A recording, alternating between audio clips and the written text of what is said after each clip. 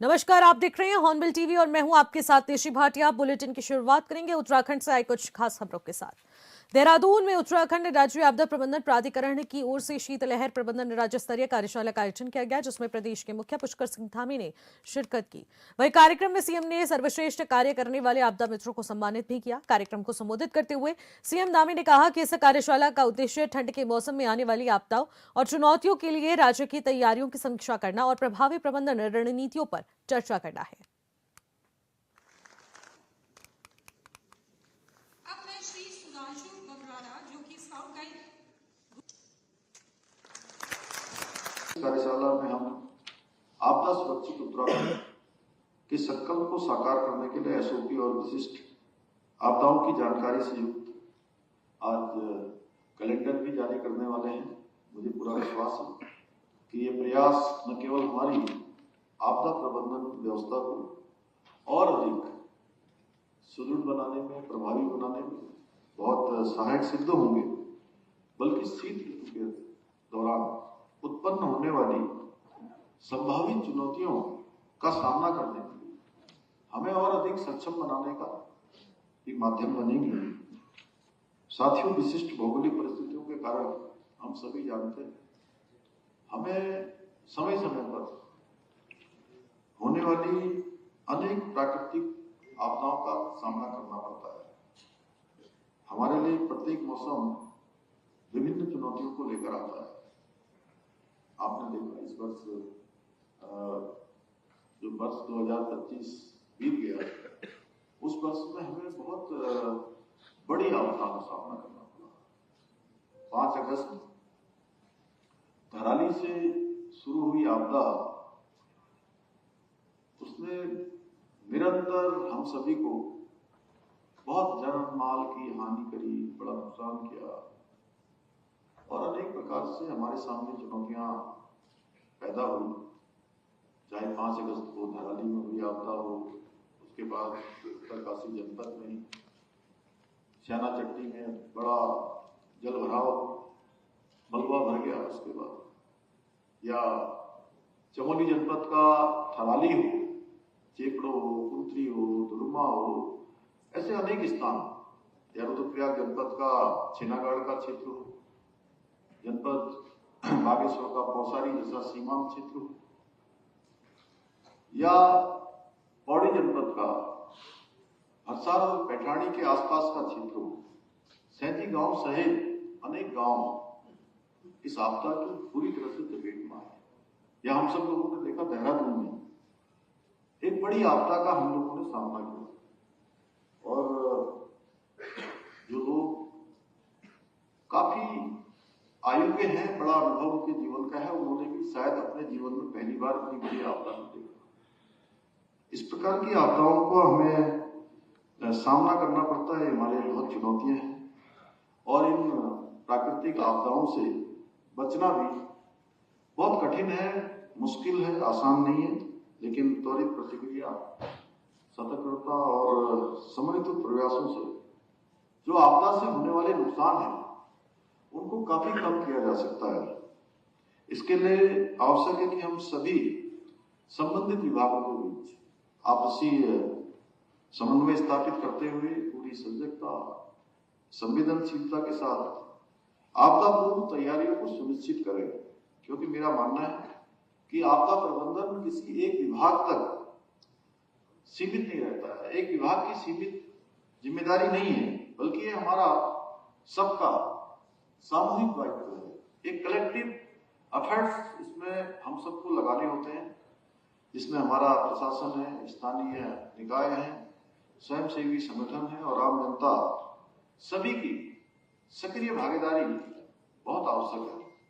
साथियों, आज आदरणीय प्रधानमंत्री श्री नरेंद्र मोदी जी के दूरदर्शी नेतृत्व में आपदा जोखिम न्यूनीकरण को एक प्रमुख वैश्विक एजेंडा बनाकर कार्य किया जा रहा है।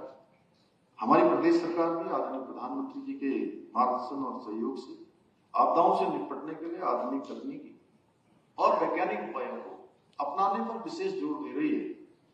आज हम digital monitoring system, glacier research centre, जल स्रोत संरक्षण अभियान और जन भागीदारी कार्यक्रमों के माध्यम से हिमालय के दीर्घकालिक संरक्षण की दिशा में भी हम काम कर रहे हैं।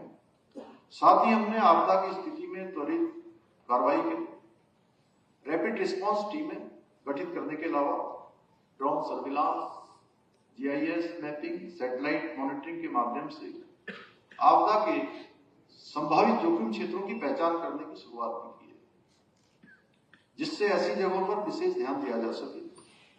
राज्य में आपदा प्रबंधन विभाग, वन विभाग, एसडीआरएफ, एनडीआरएफ एवं स्थानीय प्रशासन के बीच बेहतर समन्वय स्थापित किया गया है, जिससे समय रहते आपदा की घटनाएं से होने वाली उस नुकसान को कम से कम किया जा सके।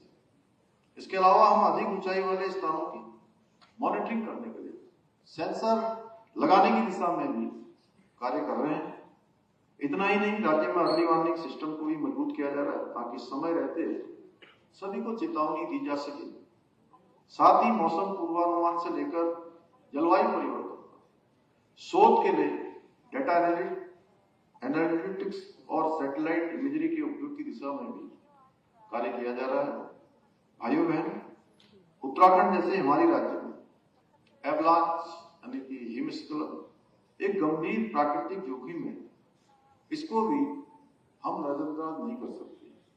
विगत वर्ष चमोली जनपद के माणा में एक बड़े एवलांच की घटना हम सभी के लिए बड़ी पीड़ादायक रही और इस दुर्भाग्यपूर्ण हादसे में 8 लोगों की असमय मृत्यु हुई। इस दौरान एनडीआरएफ, एसडीआरएफ, आईटीबीपी, बीआरओ, सेना और अनेक विभागों ने टीमों ने विषम परिस्थितियों में अद्भुत समन्वय के साथ राहत और बचाव कार्य किया।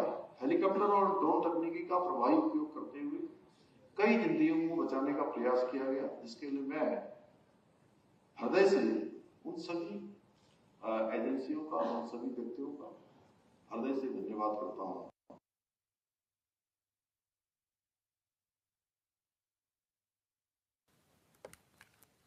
मुख्यमंत्री पुष्कर सिंह धामी के निर्देश पर पौड़ी जिले के डोब श्रीकोट गांव में राजकीय नर्सिंग कॉलेज का नाम बदलकर अंकिता भंडारी राजकीय नर्सिंग कॉलेज कर दिया गया है।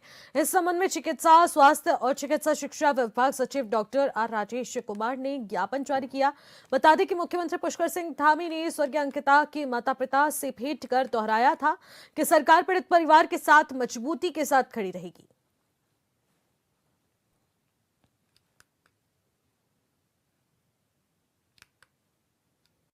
क्योंकि शुरुआत से ही था कि वहाँ पर अंकिता भंडारी के नाम से उनके गांव का डोब क्षेत्र का जो नर्सिंग कॉलेज है उसका नाम रखा जाए और उसके कल शासनादेश जारी कर दिए गए। प्रदेश बीजेपी मुख्यालय में कई जनप्रतिनिधियों ने बीजेपी की सदस्यता ग्रहण कर संगठन मजबूत करने का संकल्प लिया। वहीं कांग्रेस मुख्यालय में भी 21 रिटायर्ड अधिकारियों ने कांग्रेस की सदस्यता ली, जिसने बताया गया कि 2027 के चुनाव के लिए दोनों संगठन अपनी अपनी तैयारियों में जुटे हैं। वहीं बीजेपी प्रदेश महामंत्री कुंदन परिहार ने कहा है कि मुख्यमंत्री धामी और प्रदेश अध्यक्ष महेंद्र भट्ट के नेतृत्व में बड़ी संख्या में लोग बीजेपी से जुड़ रहे हैं। उन्होंने कांग्रेस पर निशाना साधते हुए कहा कि उनकी सदस्यता अभियान में बहुत ही धीमी गति के साथ ये अभियान चल रहा है और कई बड़े नेता बीजेपी से संपर्क में हैं। भारतीय जनता पार्टी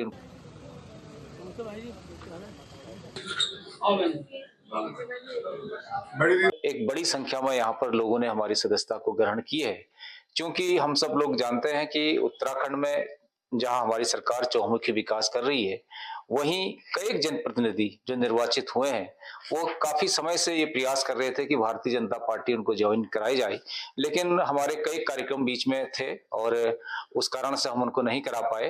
तो जब काफी संख्या हमारे पास आ गई, इस प्रकार की सूची आ गई, तो उसके कारण से कल हम लोगों ने उनको पार्टी में ज्वाइनिंग कराया है।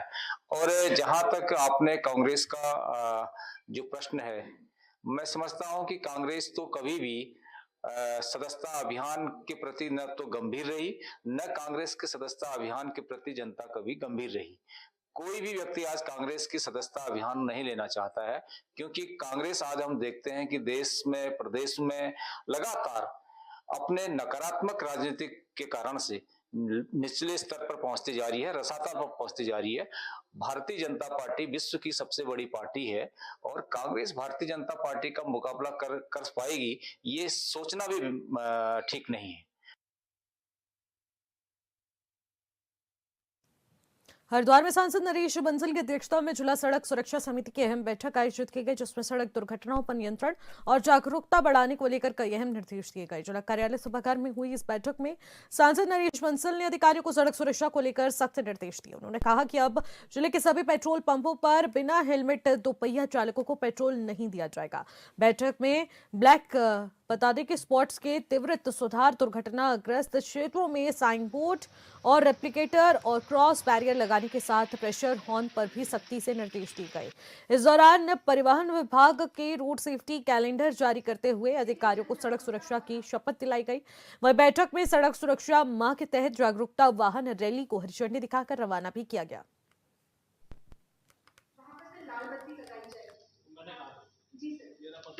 अच्छा, तो इनके द्वारा बताया गया है कि 821 से अधिक अतिक्रमण।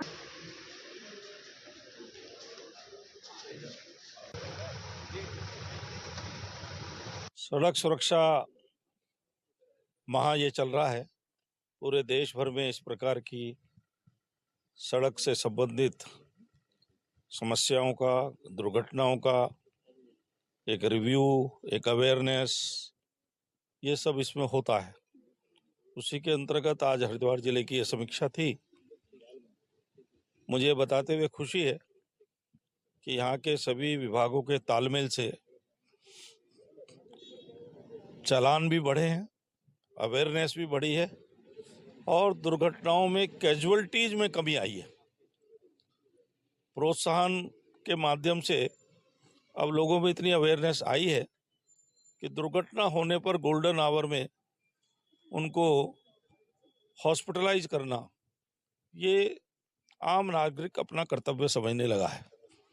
तो इसके कारण बड़ी कैजुअलिटीज में कमी आई है। तो इसके लिए मैं सबको इनको बधाई भी देता हूं और आपके माध्यम से जनता से भी निवेदन करना चाहता हूं कि सड़क सुरक्षा के लिए, दुर्घटनाओं को बचाने के लिए जो यातायात के नियम हैं उसका पालन करें, रेड लाइन का ध्यान रखें, हेलमेट लेकर टू व्हीलर पर जरूर चलें, छोटे बच्चों को गाड़ियां न दें, ओवर राइडिंग करने की कोशिश न करें। यदि आपको लेकर चलते हैं उत्तरांचल प्रेस क्लब में किस तरीके से नवनियुक्त कार्यकारिणी का जब गठन हुआ तो आखिरकार उसके शपथ ग्रहण समारोह में किस तरीके से यहाँ पर कार्यक्रम में मुख्यमंत्री पुष्कर सिंह धामी शिरकत करते नजर आ रहे हैं और वो संबोधित कर रहे हैं, क्या कुछ कह रहे हैं, सुनिए।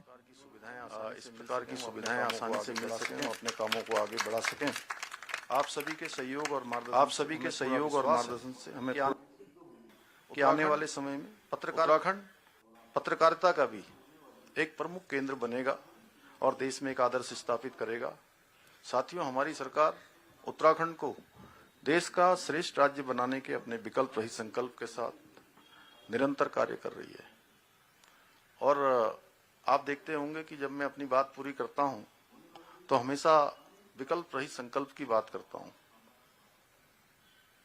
ऐसा संकल्प जिसमें कोई विकल्प नहीं है और संकल्प में विकल्प ना आना ही संकल्प का पूरा होना है, संकल्प का सिद्ध होना है। यदि संकल्प में विकल्प आ गया तो हमारे जो रास्ते हैं वो भटक जाते हैं, मंजिल जो है हमसे ओझल हो जाती है, सपने हमसे रूठ जाते हैं, लक्ष्य हमारा दूर हो जाता है। इसलिए संकल्प में विकल्प को नहीं आने देना है। उत्तराखंड को हिंदुस्तान का श्रेष्ठ राज्य बनाना है। मुझे पूरा विश्वास है कि इस संकल्प को पूरा करने में हमारे सभी पत्रकार बंधुओं का सहयोग हमें इसी प्रकार निरंतर मिलता रहेगा।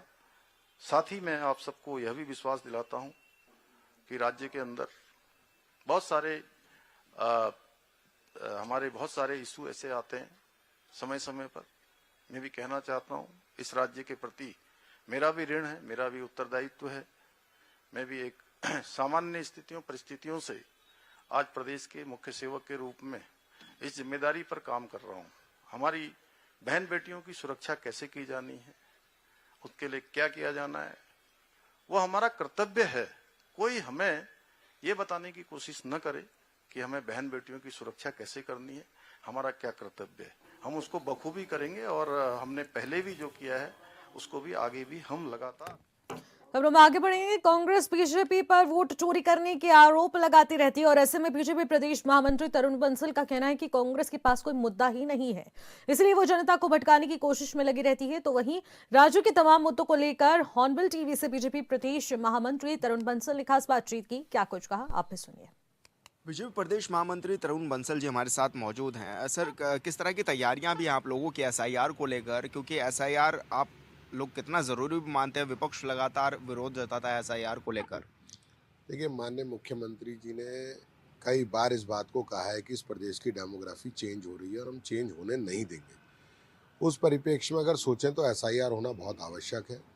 एसआईआर होगा तो कम से कम जो लोग यहाँ के अवांछित लोग हैं उनको वोट देने का अधिकार खत्म होगा और यहाँ के जो लोग हैं उनका वोट देने का अधिकार बढ़ेगा। इसलिए एसआईआर की तैयारी में, एसआईआर क्या, वो हमारी चुनाव की प्रक्रिया भी है। चुनाव की प्रक्रिया में जो चुनाव आयोग ने हमसे BLA 1 मांगे थे वो हमने दे दिए हैं। BLA 2 की हमारी तैयारी चल रही है। हर बूथ में जो BLA 2 की आवश्यकता होती है वो हम शीघ्र बना करके हम चुनाव आयोग को देने वाले हैं। लगातार कांग्रेस जो है वो वोट चोरी के आरोप भी लगाती है, और अगर एसआईआर आ रही है तो इससे तो वोटर लिस्ट जो है वो पुख्ता हो जाएगी।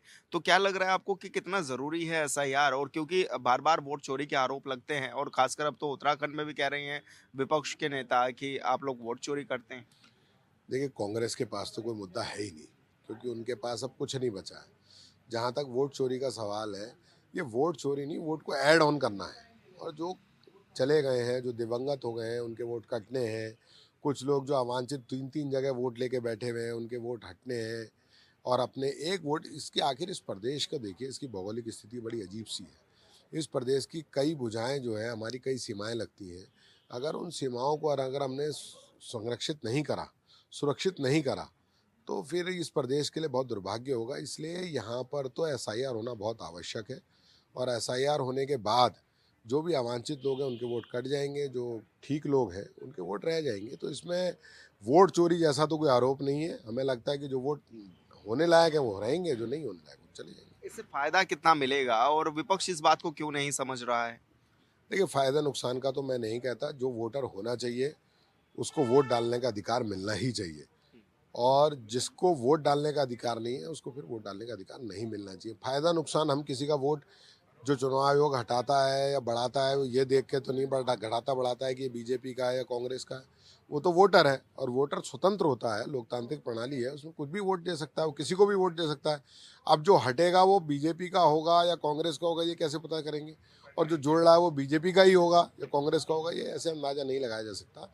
वोटर स्वतंत्र है, वोट देता है। अब वोटर कांग्रेस को वोट नहीं दे रहा है, इसमें हमारी क्या गलती है? तो विपक्ष की क्या कुछ आपत्तियां हैं? क्या लगता है आपको, क्यों वो इसके खिलाफ? देखिए, मुझे लगता है उनके पास कोई एजेंडा ही नहीं है।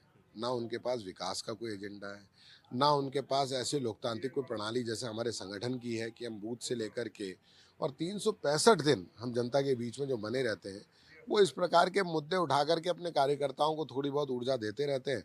लेकिन मुझे लगता नहीं, जनता सब समझ चुकी है कि वोट चोरी का कोई आरोप ही नहीं है।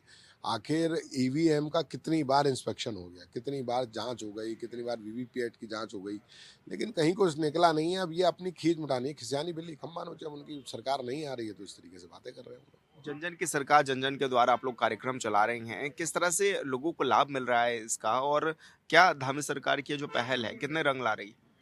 देखिए, मैंने पहले भी कहा, भारतीय जनता पार्टी का हर कार्यकर्ता 365 दिन जनता के बीच में रहता है। और जब हम 2022 में सरकार लाए थे तो 2022 में माननीय मुख्यमंत्री जी ने एक एजेंडा दिया था, हमारा एक मैनिफेस्टो बना था। उस मैनिफेस्टो में हम वर्किंग कर भी रहे और काम हो भी रहा है। मुख्यमंत्री जी के संज्ञान में आया कि क्यों ना हम जनता के बीच में बिल्कुल जाकर के अधिकारियों को ले जाएं। छोटे छोटे उनके काम होते हैं, पेंशन बननी है, किसी का प्रमाण पत्र बनना है, तो उसमें मुझे लगता है कि उनको लगता था कि भाई लोग विभाग के अधिकारियों के पास ना जाना पड़े, तो उन्होंने कहा हम अधिकारियों को ही ले जाते हैं। तो ये जनता के बीच की सरकार है। मुख्यमंत्री जी की संवेदनशील है, मैं उनको बहुत हृदय से बधाई देना चाहता हूँ। और निश्चित रूप से इसकी सफलता इस कदर मिल रही है कि जब हम गांव में जा रहे हैं, देहात में जा रहे हैं, देखिए बहुत परेशानी है। कई बार वो नहीं जा पाता, कई बार अधिकारी नहीं मिलता, कई बार अब तो पूरी सरकार ही गाँव में है। तो मेरा सबसे निवेदन और भी है, आम जनता से भी निवेदन है कि जहाँ जहाँ ये कैंप लग रहे हैं वहाँ अधिक से अधिक लोगों को इसको लाभान्वित करना ही चाहिए, हो भी रहे और खूब लाभान्वित हो रहे हैं। मैं मुख्यमंत्री जी का इसमें इस पहल में बहुत बधाई देता हूँ। 2027 की चुनावी तैयारियां आप लोगों की किस तरह से हैं? क्या कुछ तैयारियां अभी से आप लोग जुट गए हैं? क्योंकि विपक्ष भी पूरी तरह से तैयार है 2027 की तैयारियों को लेकर। हाल ही में प्रदेश प्रभारी उनकी आई थी और सभी विषयों पर उन्होंने बातचीत भी की। बीजेपी की क्या कुछ रणनीतियां हैं? देखिए, मैं उनकी तैयारी की बात नहीं करता हूँ, वो तो 2027 में आए उनके प्रदेश प्रभारी, और वो हमारे यहाँ तो लगातार बैठक है। 365 दिन, मैंने अभी आपसे पहले भी कहा, हमारा कार्यकर्ता, हम लोग सब जनता के बीच में हैं और हमारी तैयारी निरंतर चल रही है। जिस दिन हमारी सरकार आई 2022 में, उसी दिन से हमारी केंद्र के लोग, हमारे प्रदेश की टोली लगातार जनता के बीच में बने हुए कि आखिर क्या मुद्दे ऐसे हैं जो, और हम जनता के बीच में हैं, जनता हमें चाहती है। और हमारा हर कार्यकर्ता बूथ से लेकर मंडल से लेकर जिले तक में जनता के से जुड़ा हुआ है। तो हम तो लगातार 365 दिन ही चुनाव की तैयारियों में हैं। तो इस बार के क्या कुछ मुद्दे भी रहने वाले हैं बंसल जी? देखिए, हमारा एक ही मुद्दा है, विकास, जिस पे हमने 2022 में भी चुनाव लड़ा, 2017 में भी हमने चुनाव लड़ा, और 2017 के बाद 2022 में उत्तराखंड के इतिहास में पहली बार, दूसरी बार सरकार भाजपा की बनी। तो जनता ने माना कि हम विकास के एजेंडे को जो लेके चलते हैं, निश्चित रूप से हर क्षेत्र में विकास, जो हमारे मोदी जी का भी संकल्प रहा है कि हर व्यक्ति का विकास हो, तो उसमें हम काम कर रहे हैं और निरंतर काम कर रहे हैं। और उत्तराखंड में तो लगातार जिस हिसाब से माननीय मुख्यमंत्री जी हर जिले में, हर विधानसभा में जितनी दौड़ धूप करते हैं, जितना वो दौड़ते हैं, जितना वो कार्य करते हैं, उससे निश्चित रूप से मुद्दे तो देखिए, एक ही एजेंडा मुझे लगता है उत्तराखंड में रहना चाहिए, वो आना चाहिए हमारे पास, विकास का मुद्दा। धन्यवाद सर, हमसे बातचीत करने के लिए। तरुण बंसल जी हमारे साथ थे, जो कि राज्य के तमाम विषयों पर हमारे साथ बातचीत कर रहे थे। हॉर्नबिल टीवी के लिए देहरादून से विशाल गर्ग। फिलहाल इस बुलेटिन में इतना ही। आप देखते रहिएगा हॉर्नबिल टीवी। नमस्कार।